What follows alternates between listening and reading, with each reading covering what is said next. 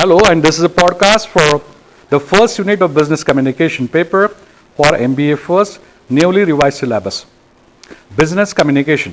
If you look at the picture, business communication refers to exchanging information within and outside an organization to facilitate decision making, convey messages, and achieve organizational goals effectively. When you say organizational goals effectively, every organization has its own character. Your business can be small, it can be reasonably developing and growing also. Like, for example, you are having a business of renting cars or say buses. Maybe your office is very small, but you are handling more than 200 cars a day. So that means it's a growing but small service activity, which is again a business. Every business has its own dimension and culture, and the goals are different. Sometimes the communication is required with a lot of speed. Sometimes it requires patience and a very slow pace where you are supposed to be very considerate, very kind, very loving, and counseling the customers.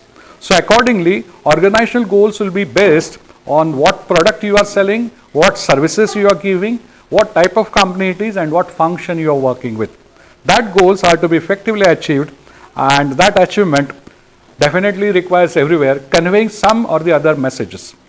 And then what is to be sent and what is to be received and what is to be sent in what way and in what way it should be received is decided as a part of decision making in the company, which we call a communication situation. But understand, we are studying business communication and not just communication. We have done some personality test that is only for our professional development. Business is always commercial. I always give reference that if you really want to have some social orientation, like some students sitting here, they always feel that prices should be low, sabka bhala ho, like that, and you have a social orientation. There is no place for social orientation in the business. Business has to be accountable, and so it's commercial. And we are studying business communication. That very important aspect all of you should understand. So whenever you start talking about business communication, you should first talk about what do you mean by communication and how business communication is different than the mainstream of communication. I think this point is very clear to introduce with the unit number 1. Now coming to the process of communication, as many of us know, and we have been studying and learning process of communication at various levels of your degree and school and college, we are actually doing it as a part of language learning when we started from school. But in terms of technicalities, if you look at it, it's a simple model. It starts with idea. Idea leads to, you can say, generation of some different concepts, and all together we call it as a thought. So thought, idea gets converted into some message which I decide to send to somebody. So when I'm trying to say something or I want to convey something, all my ideas or thought I will convert into message, and that conversion of that idea into message is called encoding. That is very, very important. And then I decide how am I going to send it, in what way, what method, or what channel I'm going to do it, and then that process becomes what you can say selection of channel for that particular communication. Simply that encoding with a proper channel of distribution of that communication or the message, it goes to the receiver to whom I want to communicate. So receiver can be customer, can be market, can be government, can be insider, can be outsider, can be somebody who is watching my advertisement on television channel. Now, whatever I have encoded, the decoding person, the receiver, has to first receive the transmission properly and then understand in the same way as I mean it. I mean A should be communicated as A and I encode it as A, and the reception is quite clear and A is delivered. But my receiver, my audience, is not able to interpret it in decoding as A. It says that it might be A plus or not sure, B plus or B, then that means there is something wrong or the communication has not taken place properly. In that particular case, my receiver will try to give me a feedback.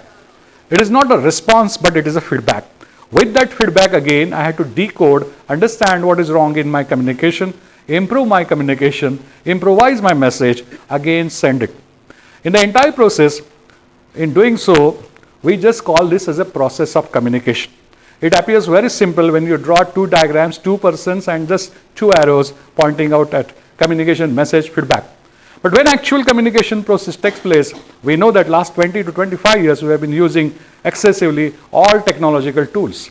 We have our own rules, and it is from human to technology, from technology to other technological tool, and from that tool to again another human being. This all has happened from 1992 because of internet. And so in that particular case, what happens is that a lot of technology has really entered into our lifestyle. So the process has become very complex. It involves several elements as we talk about: sender, message, encoding, channel, decoding, receiver, and feedback. It starts with sender and ends with the feedback part of it. Sometimes it is face to face, sometimes it is face to group, sometimes it is one to one, one to many, many to many. But in all the processes, we partly use technology, we fully use technology, sometimes we drop the technology also. This process of communication is applied to all different situations of business. It can be small business, it can be growing business, it can be large business, it can be very huge business, it can be a national company, it can be a multinational company also. Where everywhere communication remains common, process remains common, tools are different, languages are different, people are different, interpretation, protocols and methods are different. According to Shirley Taylor, a very famous expert in communication, she refers to everything and says, forget languages, communication is nothing else but a group of communication products. So whatever you are dealing with, like a speech or a PowerPoint presentation or a meeting or a memo, everything is a communication product. So in today's world, we consider all this to be more like a communication product. As I said, it appears very simple to draw a sketch and say this is the process of communication. But learning the process of communication, understanding, interpreting all the elements of communication actually in the real life business is quite difficult. And so there could be some errors, there could be some barriers, or there could be some issues in the process of communication, which you will come across when you will study actually different company environments and different communication situations. Our scope is to the business situation where communication is the main key, communication is the main aspect of what we are really looking at. I hope that this process of communication point is quite clear to you from the root of it. We go further for understanding more elements of communication to make everything more clear, or you can say crystal clear. So here it is shown that sender who is encoding, there is a channel, there is a decoding of it, a receiver and feedback. But if you look into organizational format, there is a direction, it becomes a vector. Sometimes the communication is upward, sometimes it is downward, sometimes it is lateral, and sometimes it would be diagonal. That is really very typical. We all are used to diagonal communication because we gossip. Okay, but we don't follow right channels in our life, which would be more ethical and more professional. Most of the time when you're dealing with government agencies, you will never go to a government agency with a systematic vertical channel. You will gossip with the peon standing outside the office, find out who's who, this and that, and with the proximity principle, you will try to push your matter.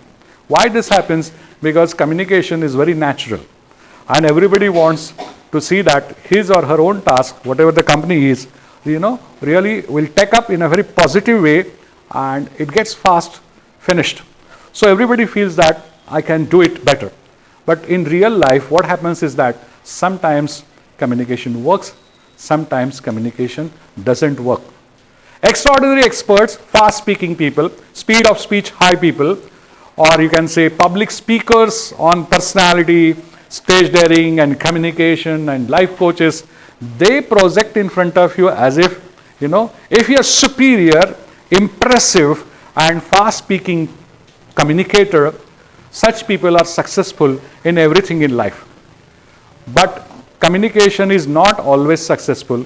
Just superior communication can never solve all the problems either in management or in life or in any company. Please understand. It will have its own superiority and inferiority, but it will always have some limitations. But better the communication, you reach faster and you are very happy and satisfied once the communication is done, because it's very natural and it's very, you can say, human part of your life. So you feel very satisfied when the things get communicated. So elements of communication post, you can say, 21st century scenario is such that internet is our third partner. And so everything that we are now tracking is availability of the person, good time to talk, good time to read. We also check the world clock, morning times versus evening times, like that. KPOs, BPOs, voiceovers, everywhere. These elements of communication, they work along with the time, and we have a concept called 24/7. So we want to show that using internet, communication is continuously happening, and it is nothing else but information is flowing from one side to other. The other side of the whole process is that it is called as communocopia. Communocopia is over communication. Too much of information is flowing around you, and so you cannot take rest, but you have to continuously process that information. It is so much so that you get fatigued or you get tired, and that is what we call as cognitive fatigue. We can't really tolerate that. We can't really absorb that, and that is also one of the new challenges into the, you can say, elements of communication being overused due to technology. Sometimes it is never used, not at all used, or sometimes it is wrongly used, or sometimes it is forcibly used. All such uses are not always successful in communication process. But it is now a common accepted factor that if you are not digitally literate, you are thrown out of the mainstream of the society. People look at you as if you are very poor or poor in information. So somebody who is poor in information is not good compared to who is poor in money. Even if you are poor with money, it's okay, but poor in information is not a good state of life. And that is the new custom being formed. All of you should understand. I hope this even elaborates more about the elements of communication.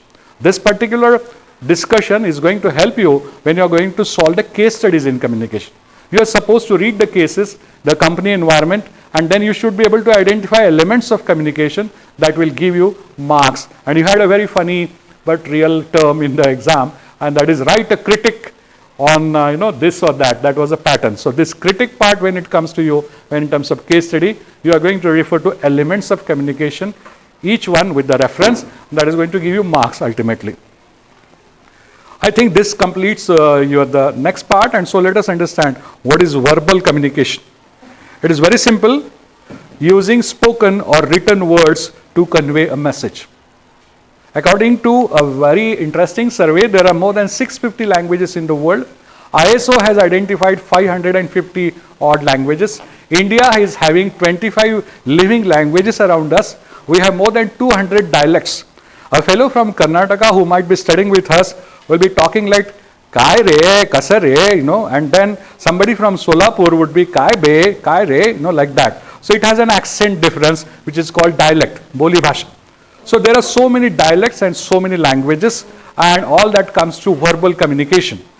And this verbal communication carries a sound notation, okay, impressions, pressure on the way you pronounce, and that makes you culturally different. You might have seen that on construction sites, you will find people generally working from Karnataka or Kerala or say even Tamil Nadu. Most of them generally come from Karnataka when it comes to Maharashtra. You will find that when the supervisor comes and they want to talk something to each other, they simply start in their own mother tongue, Kannada. Because the supervisor is not from Karnataka, he understands very less of Kannada. They will do everything, they will joke themselves, they will laugh, they will make comments on the supervisor also, but on their emotions they show as if they are talking something serious. This is something called as isolation of language, and people use it very, very sensibly everywhere. Even if you are literate or not literate, people use verbal communication to show their expressions. Your emotions are very important, and language without emotion, it is very difficult to learn, and that is why we are not so good at other language like English, because we cannot relate our emotions to the language which we are speaking. That is something very, very important. So using spoken or written words to convey a message, it appears very good, but it is not so easy when you start with it. How do you learn the language? You started learning language from your mother and mother tongue. Your mother is the first person who taught you, because she started talking to you when you were a child. When there were no teeth inside your mouth also, she started talking to you. So those of you who talk more, their mothers are very talkative. Those of you who are very shy, their mothers are very shy, because they did not talk with you till the age of 6, and that is the way your language develops. After the age of 6, your teacher started talking with you and teacher started learning, teaching you the various languages. It is the impression of a teacher you carry in the school, the way you use the language. In India, most of the time we learn 3 languages. Mother tongue or your medium of instruction, Marathi, Hindi, English, sometimes Sanskrit. It depends on how you really go about it. But in India, multilingual practice is a common practice. That is why many of the Indian youth are very easily selected in KPUs or BPUs, especially voice, because we are used to go ahead with 3 to 4 languages. On a simple bank signboard also you might have seen, Bank of India, Bank of India and Bank of India. What does it indicate? It indicates Bank of India is in Hindi, though it is written in Devanagari. Bank of India is in Marathi because the bank branch is in Maharashtra, and Bank of India in English because it is registered like that. So we have this language policy. In the similar way, for a company also we should have a right language policy. Without language policy, you really cannot take up anything that really matters. Because if you don't know the language, you might have troubles with people, and it can lead to a lot of issues into your company. Verbal communication, when it becomes informal, you end up into gossip, and in company there are a lot of gossip. It's a basic general tendency of people to talk about each other, gossip. So they are called gossip mongers. So every time you act as if you are a very sweet friend of your friend, but you are enemy inside, vice versa. Because people have this tendency to hide and share. And that is you can say, property of verbal communication. In written communication, you will not find anybody commenting like gossipers. They really do it. But it's a tendency of an organization to gossip about top authority, gossip about new things happening, because it is a human tendency to have anxiety about it. Verbal communication also is connected to verbal intelligence of your personality. You are given a Johari's test, and you are also given your preferences into your language thing. You will find that verbally intelligent people learn only through lectures. They don't want visuals. If your schooling for more than 8 years has been done with a shouting primary teacher in the class, you believe that punching of those words into your brain happens with ears. So your verbal intelligence develops. If your teachers are good and they draw pictures on the board or show something like that, you are a visual learner. That is something very typical. Okay? And if suppose teacher is more conceptual and has a funny body language, this and that, the complete learning is different. But verbal intelligence is the one which carries a separate audio memory into your brain. And so when you are writing your paper, sometimes you recall the voice of your teachers. You remember and say, oh, come on that day, this teacher was telling me this and it is like this. I remember. When you say I remember, your audio memory comes out, helps you out into your examination. So verbal communication is equally important. In today's situation, you are lost with your chats. So naturally, your speaking has reduced and you chat with emotions. Many times you end up with emotions and emoticons because you don't express your emotions verbally. Verbally telling something is shouting for the chatting generation. And shouting is a big trouble because you want to secretively do so many things and still remain silent in the entire group. It's a new type of, you can say, behavioral trait which is being developed, and we are in a sense trying to, you can say, create new constraints over languages. That is why there's a very famous linguist called Dr. Ganeshi Devi who did survey and research on the Indian languages, and he has claimed that many Indian languages are dying, including Marathi. So we are reducing ourselves to text and speaking less, acting less. We are trying to push our emotions inside our heart. It is the evolution of language. If you look at it, it started only with seeing the things. Then people started talking slowly. Then people started listening, and then this interpretation started, and then the script was developed. So language evolution is a very long process of 2000 years. But in just 100 years of technology, we have slowly started contracting ourselves. We are reducing. Books are read less. Books are sold less. Everybody is looking at, moving information. And so, if you will find that old libraries, old people have wealth of knowledge, and it is only stored through their verbal intelligence and nothing else but audio memory. They can recall, they can rewrite, they can present, they can give public speech, they can narrate, they can comprehend. But The new generation lacks into that because they don't read. Verbal communication has very sensitively and effectively got connection with your listening ability. 4 functionalities of communication: reading, writing, speaking, listening, are so much interconnected in such a nice way that verbal communication, if you forget, try to gossip too much, live secretively too much with your mobile phone, you are losing some great culture. You are losing some great, you can say, life that you always remember. Coming to the company and business communication culture, gossips are okay, but in open environment, things happen in much better way. If you try to hold the information, don't talk openly with your colleagues, don't send communication properly, you will develop pressures and it will be a conflict. There is always a difference into a thought, an opinion, a fact, and a truth. Most of the time, most of us think that I am right, I am always right and I mean it. But sometimes it may be just thought, sometimes it may be opinion, sometimes fact and opinion may be the same, sometimes everything around is the same equally well, others also feel the same, then only it is going to become truth. But we don't have time to listen to others, take a review of the situation, and so we are disregarding the power of verbal communication. And the result is very simple. We are speechless, we can't convey the best things in time, and anything which is not done in time, what happens? You lose. So it starts with proposing a girl or boy to your job offers also. If you don't do it in time, time is lost, you will lose everything. So simple is the importance of verbal communication. If you're good verbally, then only you can develop your reading and writing skills very properly. So for that particular thing, please focus on your vocabulary, on your syntax, and the practice of writing. Verbal communication are only 2 words, but I spoke so much on that because it is highly connected with what is really needed and wanted at business culture. 50% of the staff need to have verbal as well as written communication very strongly with them, then only the new business of internet is going to work. You may not talk directly face to face, but you will keep recorded messages. You will keep so many new things, for your colleagues and friends and family members. It really matters. It really matters. And so, please understand, whatever is your stance, whatever is your style, whatever is your accent, whatever is your tone, whatever is your language, please see to it that you do some verbal communication every day. If you want to count it, at least you should, have 10,000 words read, 5,000 words written, and at least 2,000 words spoken of second language. Then the balance of reading, writing, speaking, listening could be compensated, for your profile into communication.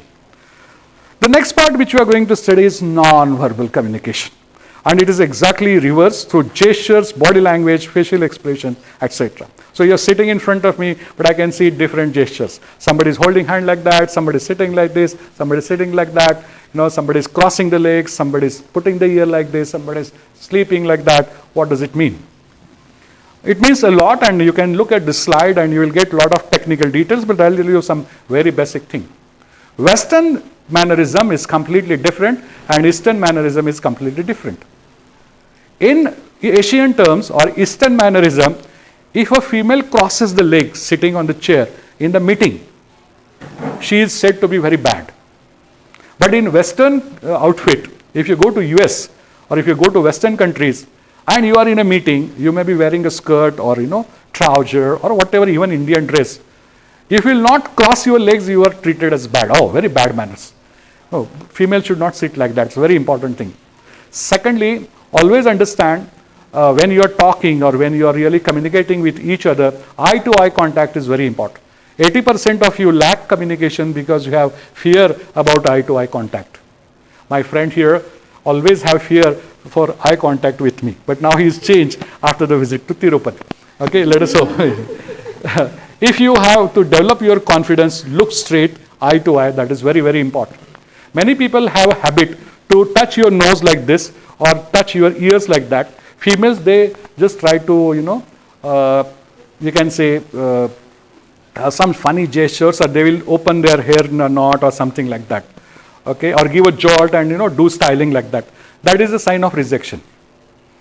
Okay, males will use handkerchief and put it around ear or nose. That is a sign of rejection. That means somebody is telling me something, but I don't like it, I don't want it. So it's a rejection. So when you are giving interview, when you are giving group discussion, they put camera. If you are given the SSB interview, it is three way they look at you. So, one from the front and two others are sitting like this. They focus you like a gun. And they really ask you questions in such a way as if the bullets are being thrown at you. And then you have to listen to everyone very powerfully and you have to answer. That is very, very important. That is why group discussions are there to fumble you, to create intellectual pressure so your ability comes up. If you are not prepared, it is not going to work. That is very, very important. Crossing the hands was good for Vivekananda, okay, but not for us. If you are crossing your hands, that means you have something in your mind, holding it. So whenever you start, whenever you are in sales, what you do is that I'll go first and shake hand. Why I shake hand? Yes, I shake hand because the cross is opened. If I open the cross, the discussion starts. That is very simple. Now just one single shake hand, the touch, whether it is hard, soft, how you hold the hand, how much you praise, decides the energy of the meeting. So many people in the sales and marketing, just by shake hand, nod at each other and say ki ye deal hoga ki nahi hoga. That is the beauty of simple shake hand. Some people pat on the shoulder. Sometimes American style or Hindi Bollywood style, people hug or they kiss, from one side like that. It's a simple gesture. Most of it has come from French people. It's a sign of kindness, sign of passion, sign of love. But you'll see Asians like Japanese, Indians, Afghanis or Pakistanis, they are very sensitive about touch. So they will not allow themselves to touch the body, or hand or something like that. That goes with their own culture. So everywhere it is like that. So for that matter, if you are in a global company, you have some Irani female with you, you have some American female with you, you have some Indian female with you, and you will go in an Indian style and do something, you have to be very careful. That is something very important. So in that particular way, you have to understand non-verbal communication is the most tricky thing. Okay, and if you really want to know about it, what is really required is you should study it very carefully. How to study non-verbal communication? Observe others. You come to know. What is the simple way? Go and stand on the signal. Have you seen Madhur Bhandarkar's movie Signal? How many of you have seen Madhur Bhandarkar? Okay, go and watch that. Just start signal what happens. Go to a mall. Go to a mall and just sit next to the cashier. What happens? Okay, you will see a lot of body language thing working. There are people who are carrying so many things and they are not able to be accountable themselves. So they'll pull out the things, keep it back, go back to the shelf and do so many things. That all shows their behavior. If it is shot with the video, you come to know what is buying behavior. So simple. Okay, when people are crossing the road, watch them. When people are driving, watch them. On any signal, somebody who is driving fast, watch their just faces. You'll find that all big people with big cars, they shout and literally scold the traffic. Shivya detat sarasra. Because once they are riding a car, if somebody comes in the way, they use very bad words if their speed is attacked. Okay, and that is one of the signs of typical driver. You might have seen it Hollywood movies also. They will shout, they will scold you, something like that. Putting your hands into your pocket or having your hands back, is a supervisory gesture. That is pocking in. Na khopashnare lok ashas. Supervisory pose म्हणतात. Okay, so putting your hands like that or putting your hands like this, and watching like that. So I am superior, I am supervisor, I am CR, I am this, I am that, something like that. You want to show the superiority and you want to show how it really matters. Sometimes it is like that. Some people are very happy-go-lucky, very happy-go-lucky. So they will have their hands like this, or have some funny gestures or will raise their hands like that. Some people shout and call people. Okay, so you immediately understand that this person is not from this city, he has come from a different place. Those who are into a crowd and in a very corporate this thing, even if they shout, they will do like this, hi, like that. But somebody who is from village will say, hey, something like that. So that really makes a difference. What is a cultural thing? So all these things are to be observed. You can go to D.Y. Patil City, that mall. You can go to PVR movie. You can see people standing in the queue of any ticket house, Go to CBS, go to bus stations, go to train stations. You will find fantastic people. There are wonderful books on body language and gestures. You can see movies also on that, and you can learn body language. Body language tells a lot, and it influences a lot. When you go to parliament, when you go to public places, okay, there are a lot of rules and protocols. Despite of that, the body language tells you. That is why you will find all the prime ministers, presidents, people, they are very focused, they are always guided, and they don't show any emotions. You can observe Rashtrapati Bhavan felicitations. Rashtrapati is always standing very cool and calm, and different people coming in to take the prize. You will see how different they are and what is their body language. It's something very interesting. And then if you are really going for IPS or police or something like that, in criminology also, body language matters.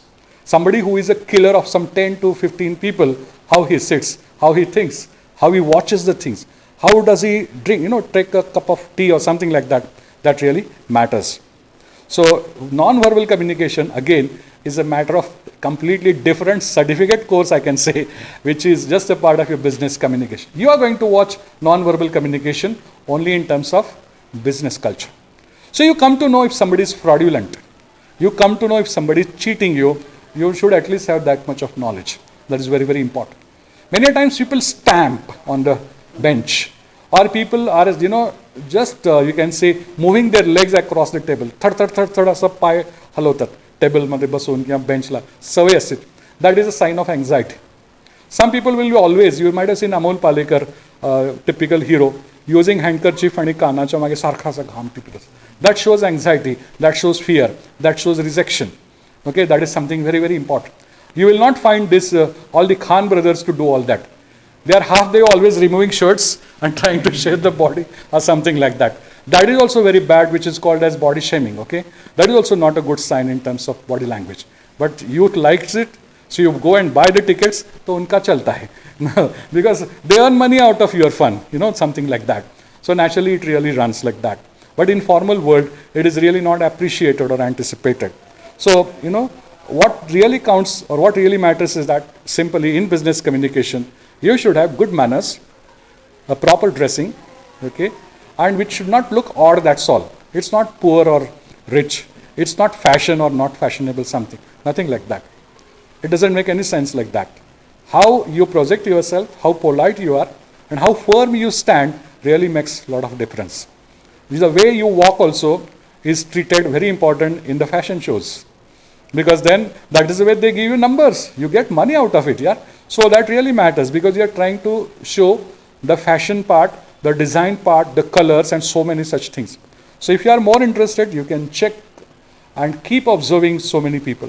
Nowadays, they go for prank or something like that, or keep hidden cameras. We also have closed circuit cameras. So you can go to a public place and keep some hidden camera for 24 hours. And see in a crowd how people walk, run, what is their emotion. And just looking at these particular images or impressions, find out what is their intention. शोधून काढा त्या चित्रांवरून की काय असेल त्या माणसाचं intention. What is the next? Or go and stand in front of a railway station, shoot them for 12 hours, and then pause the film and check out whether this person will go to left or right. You will come to know, many good things about how really this communication matters. I hope that I spoke quite more compared to required syllabus thing about non-verbal communication. But you will work in group more and watch each other, then you will find interesting things. If you take your case, you will find that you are too casual and too informal when you are studying in the classes. Okay, you take care of your clothes, but you are not bothered about your gestures and poses. So most of the time, you might not be having the answer, ki why teachers scold, how teachers come to know, ki, this student is this good or not or bad or something. It is your body language which tells the teacher, 80%. And 20% your facial expressions. Facial expression is a very separate part, again in body language, where your expressions tell your honesty, your integrity, and your focus. That is very, very important. How it comes to everyone, every living human being has the sense of reading body language. Okay, so it does not require any special training. You need a corporate training, but everybody has the sense of it. So if you're observing many years some part of society continuously, you develop it. If you become police, constable, you develop that sight. you will find a criminal problem. If you are a teacher and you are continuously facing classes like that, you come to know who is sincere, who is not sincere, who is good at communication, who is not good at communication. So this is the way it really matters.